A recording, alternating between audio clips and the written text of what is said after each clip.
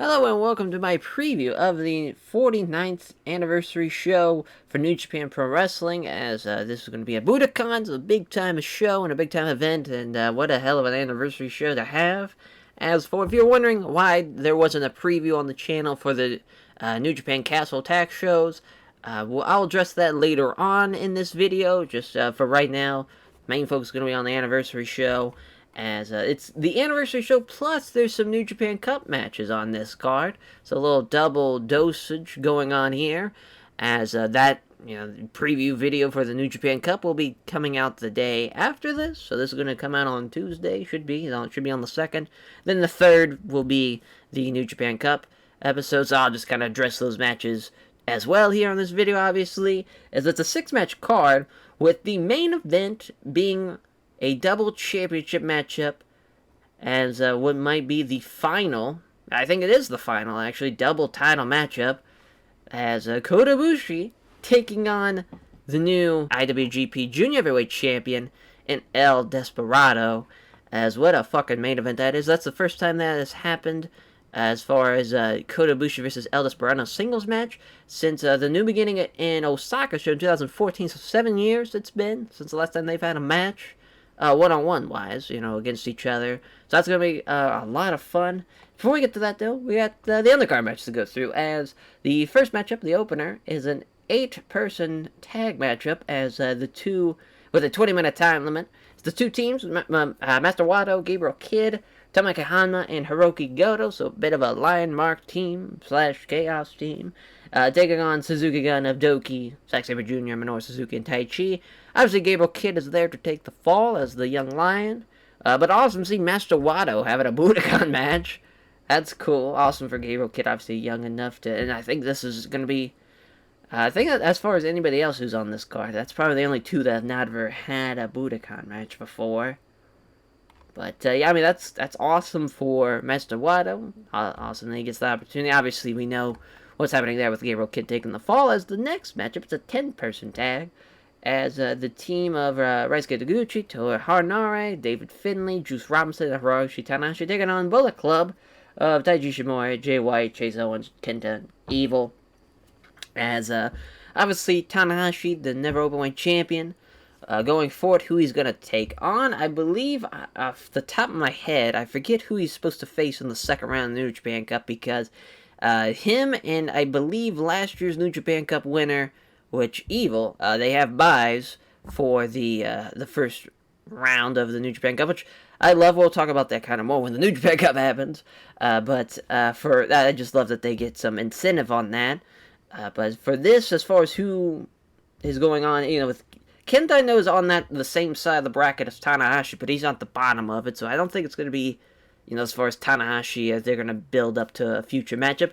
Obviously, Jay White and Tanahashi, they've had their history, so I think that would be fun to see in the New Japan Cup. As far as who's going to win this goddamn thing, I have a feeling that the faces are going to take the fall. Not exactly. I know Juice, I think Juice and Kenta's a first round match, I want to say, because I think it's Suzuki and Hanma, and then it's Kenta and Juice at the bottom of that left side of the bracket. Off the top of my head, that's what I want to say is happening. So you have that going forward. I don't think, if Dave Finlay's in it, he's not on that side of the bracket. So maybe, just off the top of my head, maybe it's David Finlay, Chase Owens in the first round. I wish I could have fucking had a fucking photographic memory so I can memorize that bracket off the top of my head. I guess I could have looked it up at this point, but fuck it, we're here. As I just think Taguchi or Toa Haranare is going to take the fall here as far as that big-ass 10-man tag. So the next matchup, 6-man tag, as the team of the Chaos versus LIJ matchup, as Sho, Tomohiro Ishii, Kazuchika Okada taking on Bushi, Sanada, and Shingo. So yeah, I mean, Sho kind of got fucked because, with Hiromu, I want to say he tore his pectoral muscle. I want to say that's what happened. Off the top of my head, I don't remember exactly what happened as far as injury, but he got hurt. Wasn't able to have his junior heavyweight title match, so they ended up having a triple threat, which was Bushi, El Desperado, El Fantasma, and obviously the winner being El Desperado, as now, hence why we have the main event, El Desperado versus Kota Ibushi. But I just, because Sho was supposed to take on Hiromu. He ended up losing, obviously, to Hiromu at the New Beginning show. But I just felt like he should have been involved in that title matchup. But I get kind of where they're coming from, at least the new champions and whatnot. But for Sho, at least that'd be a nice win to kind of bounce back, beating like Bushi or something. Kazuchika Okada Shingo, that's a first round matchup for the New Japan Cup, which that is fucking nuts. Can't wait to see that. I'm hoping for a Shingo upset. Fingers fucking crossed. Then Ishii and Sanada, obviously every year, the New Japan Cup, I just have a bit of hope that to where Ishii's going to win it. I think this is the final year where I'm like, alright, he's not going to win. This is it. Like, he missed his window of him winning. Now there's no way he'll win. But Sanada, obviously losing to Kota Ibushi at the New Beginning show. Would be nice to also see him bounce back with a win, but also at the same time, I don't want him to beat anybody on the other side, too. So it's a nice little 6-man match, though. I think as far as this being the final undercard match, I think that's perfect, because could be a really good match. Obviously, if this was if they went all out and try to actually have a great match, but obviously it's an undercard 6-man. They're not going to go balls to the wall, obviously, with the cup coming up as well. But that should be a fun little 6-man. I'm excited to see what happens on that, to be honest.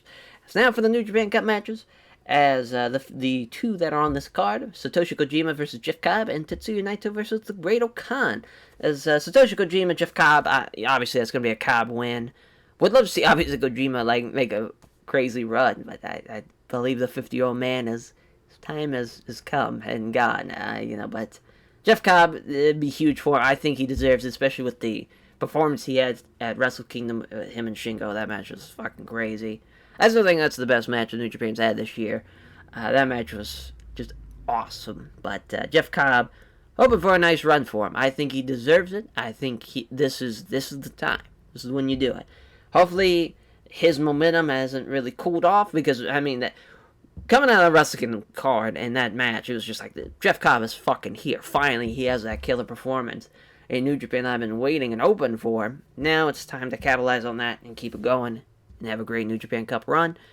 Fingers crossed, at least. Obviously, not booking this sumbitch as Tetsuya Naito and the Great Okan. So Naito, another reason why the preview, why that didn't happen.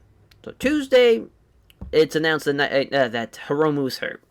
That he has a torn pectoral muscle, that he's going to be out for the next 6 months to a year. I think it's going to be more 9 to 12, to be honest. I don't think he's going to come back. I'd be shocked. But if it is a torn pec, I don't think it's going to, or a torn pectoral, don't think, or I figured it was a pectoral or a bicep tear. Now, whatever it was, whatever he tore, if it's a bicep, there's no way he's back in 6 months. But maybe a pectoral, maybe he can come back in 6. But I highly, highly doubt it. Just sucks for Roman, because every time he has some momentum, he's going his ways to the junior champion. He ends up just sadly getting hurt. It's just twice now that's happened. It's a tough break for him. Hopefully he comes back with a speedy recovery. And then he wasn't the only one that got hurt though during that Road 2 tour. It's fucking Naito.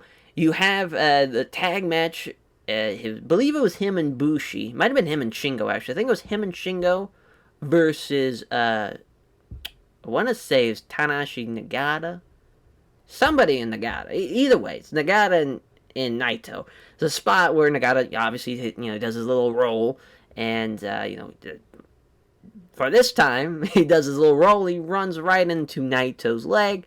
Obviously, there's not blaming anybody. Was Naito at fault by not getting, was standing on the wrong spot? Was Nagata in the wrong? Which I hope he wasn't, as the man's been doing that roll spots since '96. I don't think he'll fuck up. But it was because when I saw it, I thought for sure at the very worst, easiest case scenario, as far as him being injured, I thought for sure if he either strained his ACL or strained the PCL, something. I thought he could have even tore his ACL at first, because it looked god awful. I was like, there's no way he's gonna have his match against Ibushi. There's no fucking way. I'm just gonna wait and see if they announce what happened, because they say he's gonna, they made the announcement that he's gonna be off of the tour, but they still said that he was gonna have his match. Obviously, he ended up having his match with Ibushi. He ends up losing, but still, I think he's a lot more hurt than they kind of gave off. I think he's going to lose to Great Okan here, just simply because Also, it helped Great Khan, but I just don't think Naito could compete in the New Japan Cup right now with the state of his kind of fucking leg. I would love to see him kind of have the rest of the month off to recuperate and recover, because I just do not see him. I don't see him competing in this cup past the first round. I just don't see it. With the way his leg was, I thought for sure he did a lot more damage that's coming off, but maybe I'm wrong. Obviously, I'm not a medical profession, no, but I just feel like as we have some interference with the mic. Yeah, there we go. Now we got him out of here. So, Naito and Great Khan. I think it's going to be Great Khan getting an upset win.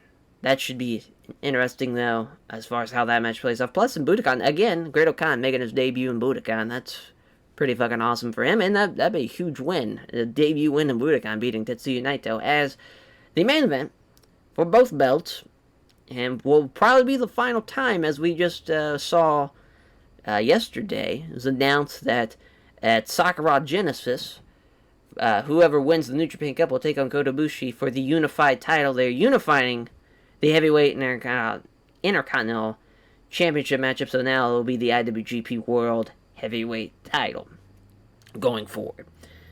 And I have two sides on this. The fan side, I'm going to miss the Intercontinental title. I loved the display of it. I thought it looked fantastic.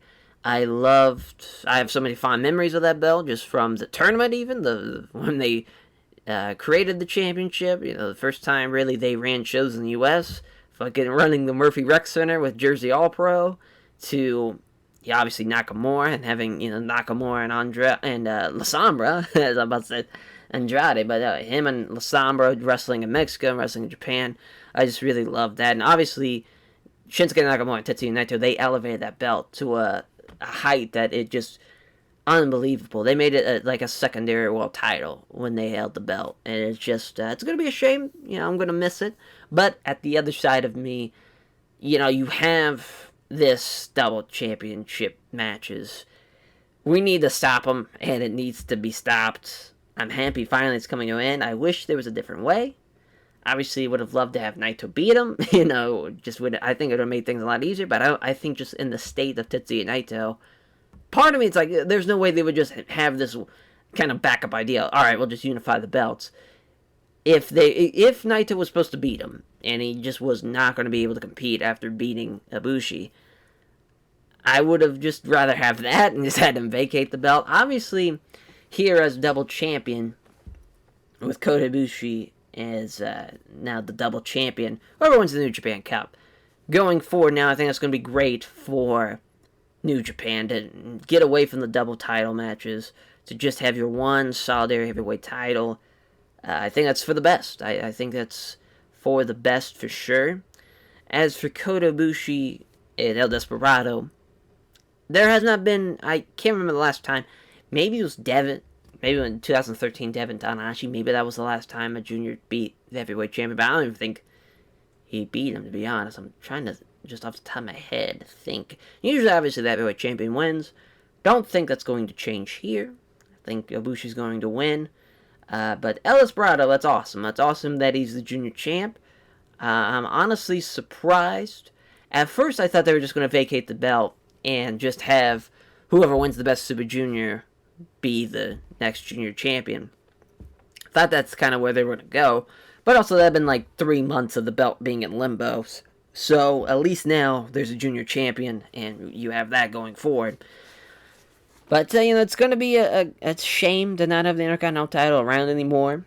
I think it was a phenomenal belt. I think, obviously, Kota Ibushi being the double champion, though, I think he's done a great job, and I think his reign's been great. And I can't wait to see more of him going forward, as if he ends up being the first ever unified champion. But I think just the reason behind the unification, at this point, they have so many belts. They have the U.S. title, which in my opinion, I don't think it's on the same level as the Intercontinental title. I just think of it as like obviously the U.S. title, it's just kind of used for the Gaijin talent. As then the Never Openweight title, obviously for years was kind of like the bad motherfucker title, and having Shibata and Makabe Hanma, and just having the old guard kind of battle for it. Now with Tanahashi as a champion, maybe the office is like, well, he's going to elevate that belt, so now we're going to have so many championships that are on a big time level that could main event a card. We got to get rid of something, and but it's still sucks. Still sucks. I would have rather have them drop the U.S. belt, but I again realize why that is. It's very important for them business wise for doing business in the States. And it's, fucking New Japan Strong seemed like they're going to try to... The idea is they've pitched a lot of shows to be on the U.S. market, so obviously you're going to have a U.S. champion for that, as he'll probably main event a lot of those shows. That just kind of... It sucks, but I get why they're doing it. But that will do it for my preview of the anniversary show. As we'll catch you guys tomorrow for the preview of the New Japan Cup. Take care, everyone.